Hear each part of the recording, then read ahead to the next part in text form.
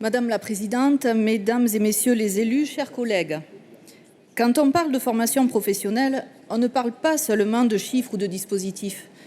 On parle d'hommes et de femmes, de parcours de vie et d'un territoire tourné vers l'avenir. Ce plan, c'est 77 000 demandeurs d'emploi formés et qualifiés d'ici 2030, 30 000 personnes orientées vers des métiers en tension et 13 000 formations aux métiers verts. La formation, c'est le cœur battant de la résilience. Et pour votre majorité, Madame la Présidente, cette résilience se décline en choix politiques clairs.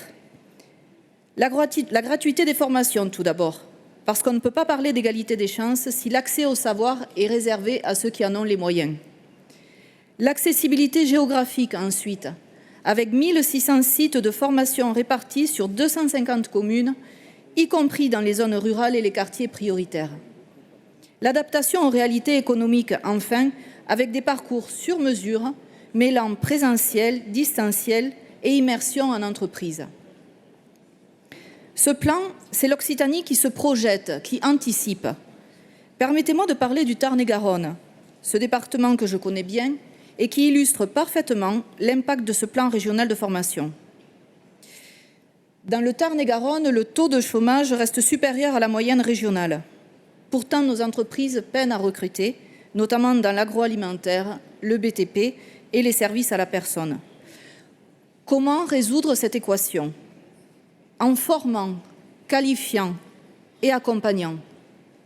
Je prends l'exemple des jeunes tarn-et-garonnais qui, grâce au dispositif Nouvelle Chance, ont pu accéder à des formations qualifiantes dans les métiers du lien social ou de l'économie verte. Ou encore de ceux qui se forment gratuitement près de chez eux dans des métiers porteurs grâce au dispositif ForProSup. Dans le Tarn-et-Garonne comme ailleurs en Occitanie, ce plan, c'est du concret.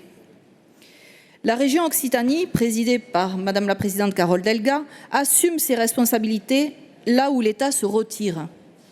Quand l'État supprime les crédits pour le Ségur de la santé, notre région maintient ses formations sanitaires et sociales. Quand l'État réduit les dotations accordées aux collectivités, notre région innove pour pérenniser ses objectifs.